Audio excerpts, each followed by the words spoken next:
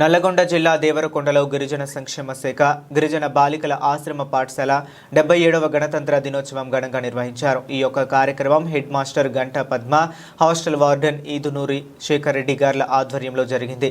ఈ యొక్క కార్యక్రమంలో ఉపాధ్యాయులు పద్మ, విజయలక్ష్మి, మమత, విజయకుమారి, రమాదేవి, ప్రవీణ్ కుమార్, మమత, విజయ, సుజాత, కవిత, రామేశ్వరి, విజయలక్ష్మి, కవిత ఆశ్రమ పాఠశాల సిబ్బంది పాల్గొన్నారు. అనంతరం గణతంత్ర దినోత్సవం గురించి వారు మాట్లాడారు. All my children. మేడం వాళ్ళు చెప్పినట్టు ఎవరు అయినా కూడా ఇప్పుడు ఈరోజు కొంచెం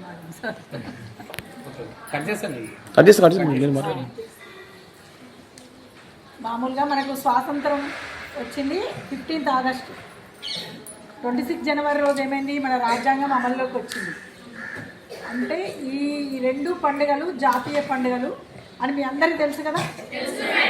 స్కూలు స్టూడెంట్స్కి ఇది ఒక ముఖ్యమైన రోజులు. ఈ 2 రోజులు మామూలుగానైతే ఎవరు జాతి వాళ్ళు ఆ పండుగలు చేసుకుంటారు, ఏ మతం వాళ్ళు ఆ పండుగలు చేసుకుంటారు. కానీ ఈ పండుగలు అందరూ చేస్తారా? కాశ్మీర్ టు కన్యాకుమారి వరకు అందరూ పాటించే పండుగలు అంటే ఈ 2. ఆ జెండాను చూస్తే కూడా మరి మీకేమనిపిస్తుందో కానీ మాకైతే ఇంకా కూడా ఒక నూతన ఉత్సాహం అనేది వస్తుంది. మీరు ఇంతకుముందు డ్యాన్స్ చేసేప్పుడు జెండా వేస్తే మాకైతే గూస్బంప్స్ వచ్చినాయి. అంటే దేశభక్తి అనేది చాలా ముఖ్యం. మనందరినీ భారతీయులందరినీ ఒకే తాటిపై నడిపించాలంటే దేశభక్తి అనేది ముఖ్యం. మతం వేరు కావచ్చు, కులం వేరు కావచ్చు, జాతి వేరు కావచ్చు, కానీ మనందరినీ ఒకే మాట మీద ఒకే పని ద్వారా ఒకటి సందేశం ఇవ్వాలంటే భారతీయులందరికీ ఏంటి ఒక దేశభక్తి, నా దేశము, నా భారత మాత, నా భారత భూమి అనే విషయం. అంటే ఇదంతా కాన్సెప్ట్ తోటి మనం బతుకుతున్నామో అది లోపించినట్లయితే మనము చాలా ఇబ్బందుల పాలు కావాల్సి వస్తుంది. ఇంకొకటి ఏంటంటే మేడం వీళ్ళందరూ చెప్పారు ఆల్రెడీ 2 సంవత్సరాల 11 నెలల 18 రోజులు రాజ్యాంగాన్ని రాయడం జరిగిందన్నారు. అయితే ఈ రాజ్యాంగాన్ని రచించడానికి ముఖ్య ఉద్దేశం ఏంటంటే మనకు స్వాతంత్రం వచ్చిన తర్వాత మనము 200 ఏళ్ళు మనకు పరిపాలించలేదు. పూర్వం ఎవరు పరిపాలించారు? రాజుల డైనస్టిక్స్. అంటే వాళ్ళ రాజ్యం వేరే తిరుగుండేది.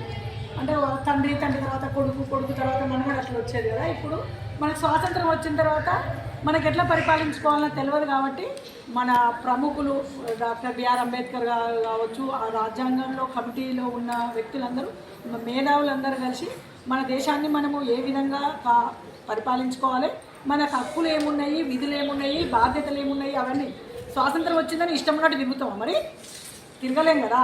ఒక మంచి అనేది ఉంటుంది, దాని వెంట మనం ఆ బాటలోనే ప్రయాణం చేయాలనేది ఒకటి మెయిన్. ఇంకొకటి ముఖ్య విషయం ఏంటంటే మనది గర్ల్స్ ఇన్స్టిట్యూట్ కాబట్టి అంతమంది త్యాగాల ఫలితంగానే మేము ఈరోజు చదువుకున్నాము. ఎందుకంటే మహిళలకు అప్పట్లో ఎడ్యుకేషన్ అనేది లేదు, బాల్య వివాహాలు ఉండేది. ఆ బాల్య వివాహాలు చేయడం వల్ల వంటింటికి అంటే గృహానికే పరిమితమై ఉండేది అమ్మాయిలు.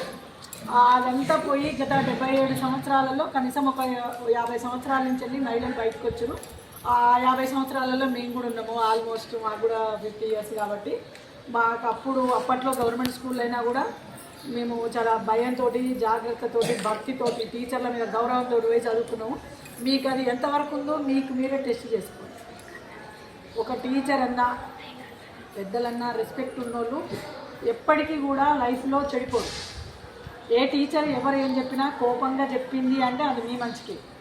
టీచర్కి ఏమన్నా వస్తారా మీ మీద కోపడితే? అంటే మీరు చెడుదారిలో పోతుంటే ఒక అమ్మ స్థానంలో ఉండి చెప్తారు టీచర్లు. ఆ టీచర్లు చెప్పింది మీరు ఎవరైనా తూచా తప్పకుండా పాటించాలి.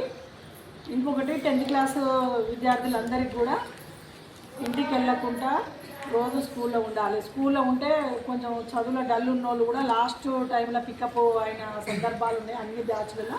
ఈ బ్యాచ్లో కూడా అట్లాంటి వాళ్ళు ఉన్నారు. వాళ్ళ ఒక 2-3 వాళ్ళు కూడా మంచి రిజల్ట్ తేవాలని కోరుకుంటున్నా. ఆల్ ది బెస్ట్ నాన్న.